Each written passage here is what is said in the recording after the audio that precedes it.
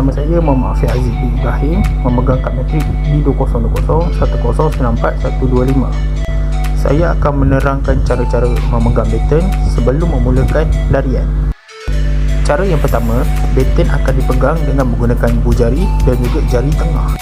Teknik seterusnya ialah baton akan digenggam dengan menggunakan ibu jari dan juga jari tengah dan juga jari manis. Manakala, teknik seterusnya ialah baton akan digenggam dengan menggunakan ibu jari, jari manis dan juga jari kecil. Dan akhir sekali, baton akan digenggam dengan menggunakan ibu jari dan juga jari telunjuk. Assalamualaikum dan salam sejahtera. Saya Ahmad Ifan bin Zakaria bernombor matrik D20201094846 akan membantangkan mengenai gaya selang-seli cara padang. Yang pertama adalah cara pertukaran baton selalunya dilakukan dengan pergerakan ke bawah. Ianya kurang sesuai untuk 4x100 tetapi ianya sesuai untuk 4x400. Pelari yang akan menerima baton memusingkan kepala dan bahunya ke arah baton. Seterusnya adalah hulurkan tangan kanan ke belakang, biarkan tangan lurus dan tidak bergerak. Tapak tangan hendaklah menghala ke atas dalam kedudukan yang terbuka. Pelari yang memberikan baton menggenggam baton antara ibu jari dan jari-jarinya yang sebelah lagi. Seterusnya adalah pelari yang menerima baton menurunkannya lalu meletakkan pada telapak tangan pelari yang menerima. Tetapi jangan melepaskan baton serta-merta sehingga penerima menggenggam baton itu. Seterusnya adalah penerima menarik baton daripada pemberi, kemudian memusingkan kepala dan bahu ke depan lalu meneruskan lariannya. Perlakuan ini diulangi oleh pelari kedua, ketiga dan keempat. Assalamualaikum, saya Muhammad Syahrul bin Abdullah akan menerangkan tentang gaya selang-seli tanpa pandang, di mana kebiasaannya gaya tersebut diamalkan dalam acara berganti-ganti 4x100 meter, di mana pelari pertama dan ketiga dikehendaki membawa baton dengan tangan kiri, pelari kedua dan keempat membawa dengan tangan kanan. Pelari tidak boleh ke belakang semasa menerima baton. Pelari yang membawa baton pula akan memberi isyarat kepada pelari di hadapannya supaya menghulurkan tangan ke belakang untuk menerima baton. Pelari yang menerima baton pula ketika melihat ke hadapan menghulurkan tangan kanannya ke belakang, di mana jari-jari dalam kedudukan rapat dengan ibu jari terbuka serta membentuk huruf V. Sentiasa luruskan tangan dan jangan menggoyangkannya. Pelari yang memberikan baton pula akan menggenggam baton itu antara ibu jari dengan jari kirinya sambil menghulur ke depan.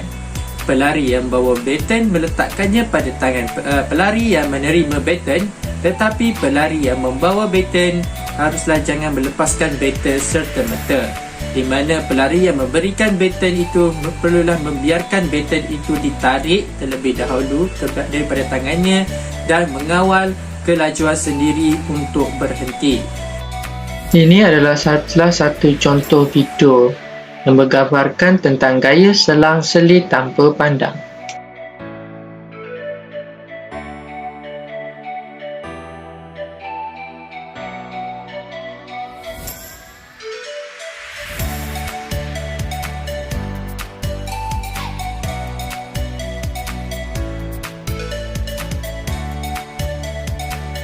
Itu sahaja daripada saya bagi gaya selang-seli tanpa pandang. Hai, nama saya Stephanie Fifi Louis, nomor matrik D2002020964990. Saya akan menerangkan tentang teknik atas bawah. Teknik atas bawah ini merupakan cara terpantas, tetapi ada risiko iaitu baton mudah jatuh. Pelari pertama yang membawa baton dalam tangan kanan dan apabila sampai sahaja ke tempat penanda, pelari kedua mula memecut dari sebelah kanan lorongnya. Sambil berlari, pelari kedua akan mengangkat tangan kiri dengan tapak tangan terbuka, yaitu menadah untuk menerima baton. Seterusnya, pelari pertama yang membawa baton memberikannya dengan gerakan tangan dari atas ke bawah. Pelari kedua ini membawa baton dengan tangan kiri dan memberikannya pada tangan kanan pelari ketiga.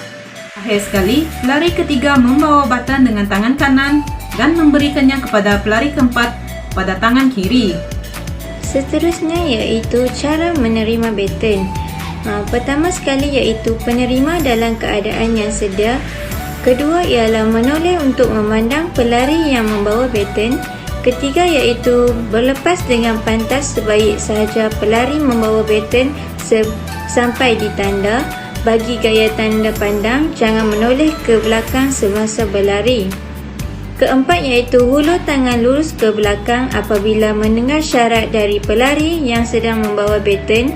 Kelima iaitu pegang baton dengan erat di bahagian pangkalnya. Cara memberikan baton. Yang pertama, kepatasan larian harus dikekalkan semasa pemberian baton.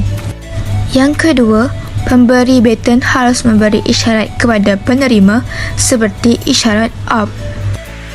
Yang ketiga, hulurkan baton dengan tangan yang lurus kepada pelari yang akan menerima baton. Yang keempat, perhatikan tangan penerima dan letakkan bahagian hujung baton ke dalam tangannya. Berikut adalah cara memberikan baton.